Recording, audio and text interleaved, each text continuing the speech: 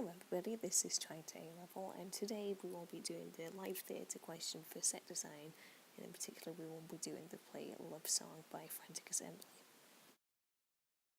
Firstly, we will give a general overview of the set. What's quite important for the overview is to note that the set is very minimalistic. For example, it only contains a table with 3 chairs, a fridge, a bed, a wardrobe, sort of a floor canopy, and some backboards. And along with the floorboards together, it provides the effect of quite a homely 70s house, and it looks quite lived in, as the town boys suggest, like I said before, but from the 70s. Also being minimalistic, it suggests that everything in the set is going to be important and needs to be used, and that nothing is there without a reason. Once we've done the general overview and listed our main points, we can now go into the in-depth analysis. Firstly, we'll move on to the tables and chairs. The first thing that the tables and chairs can be seen to provide are levels. This can be seen in many of the dances that occur, in particular between the young man, Maggie and Billy, as they seem to have a very passionate scene on the table rather than the rest of the room. The table is also quite a central object, and the kitchen can be seen as the centre of the home, and to mirror this, it's the centre of a lot of action in the play. In a practical sense, the table and chairs are not very useful, as it is easily manoeuvrable. The table does move positions in a lot of the scenes, which can be seen when they're about to have the dinner party near the end of the play, when they move the whole position of the chair from being more of a wide-facing the audience to the narrower edge, and also Billy when he's, but at the same time, trying to move the chairs. The chairs are very important to the set, as I will now discuss. Is normal kitchen tables have 4 chairs, as you would expect from an average family, a stereotypical family. However, William and Maggie are a childless couple, and the fact that there are 3 chairs instead of just 2 or maybe 4 makes it even more highlighted that there is something missing from their lives. There's one particular scene where I can't quite remember where it comes from, but they're in the middle of an argument, and Maggie brings up the idea of children and asking if William wants them. He's about to speak and then stops and then just looks to this 3rd chair, and it's such a powerful moment in the play, and it's very important to include that. Now I'll just move to an object that's very close to the table, which is the fridge, highlighting that the area is more of a kitchen area of the house. Firstly, I will pick up on the post-it notes, which are very, very prominent, as it seems that Maggie, by leaving the notes, is leaving parts of herself behind for Billy. This can be seen to mirror Billy's very first speech, the very first sort of talk in the play, where he talks about it being his duty to brush his teeth and for his teeth to be preserved. It's now her way of self-preservation as well to comfort Billy.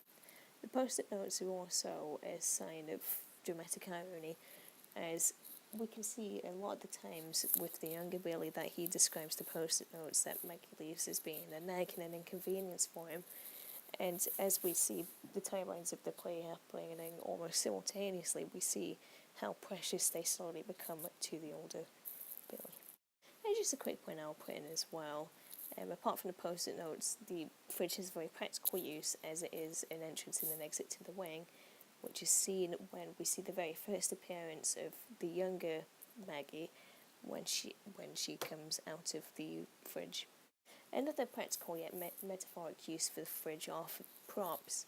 We can see this when Billy takes out drinks, and it's notable that the only drinks that Billy takes out for himself is alcohol, and this puts the main focus of Billy going to the fridge is that it fuels his alcoholism, which we can slowly see. The more he advances, the more he gets used to going to the fridge, the more the audience gets a sense of foreboding and dread as they know that something may happen between William and Margaret. The completely opposite right side of the stage is the bed. And firstly, the bed is for practical uses. It provides levels, which shows that the actors are using a wider range of places to be in the set. Gives more use of the stage. It also gives more impact in dances when it's utilised. For example, where there's the small passageway through the bed, which is used in a specific dance, and it gives it a sort of magical, mystical feel about it. And it's very surprising when it's first used, which gives the audience a sense of the timelines are truly interchanging before their eyes. The bed is also a very small, intimate space, which forces the characters, whoever is in the bed, to be aware and to notice and to interact with each other, which shows that whenever two characters are in the bed at once, we know that there's going to be something going on between them. The bed is also quite a comforting space, as there isn't usually any bad action to go on in the bed, so if we know that they are talking to each other, then it won't be in a necessarily heated or argumentative state. It'll just be very calm, very quiet, and just an overall nice place for action to happen. Next we have what I can only describe myself as being a type of floor canopy where all the leaves are on the floor on the set. What is special about this is that it makes the set both inside and outside at the same time, which is very unique and something that isn't often seen in theatre. This shows that no distractions can take place when the scene changes, as there are no need for scene changes.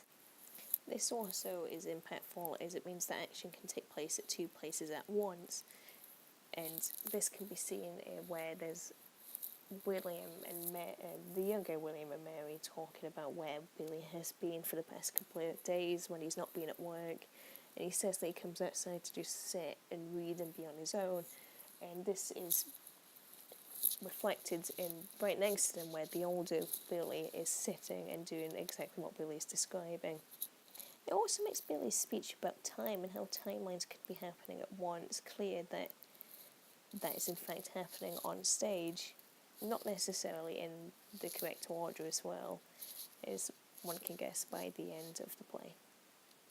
Another notable fact is that the leaves on the floor are autumn leaves.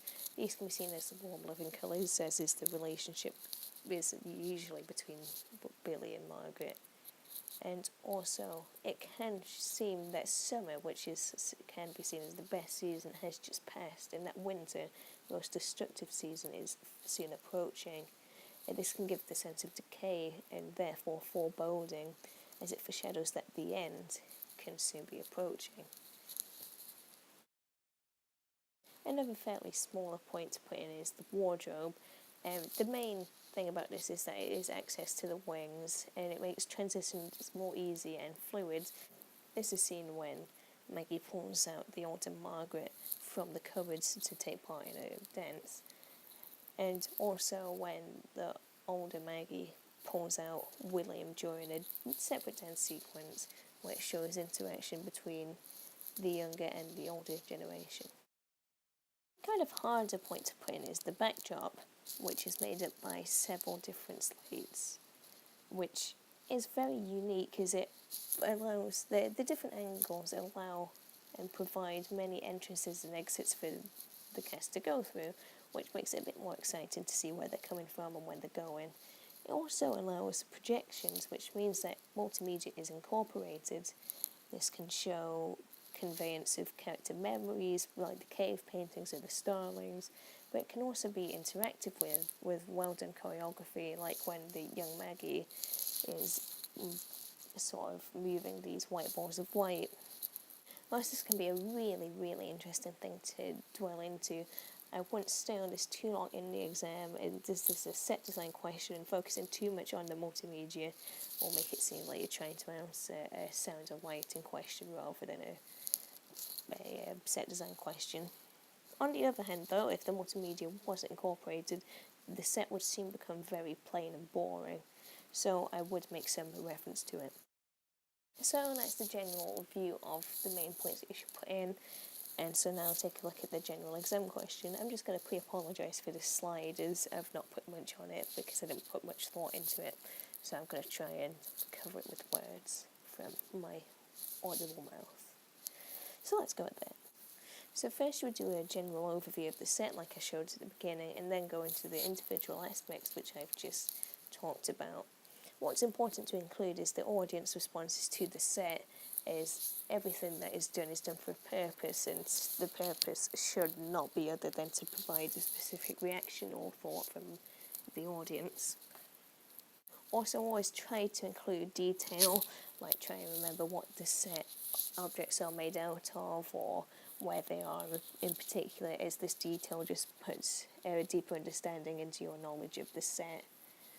I was also trying to maintain the paragraphs to be very clear and concise, so you're not rambling on, because it can often be a large waste of time when you're just talking about the same things over and over again.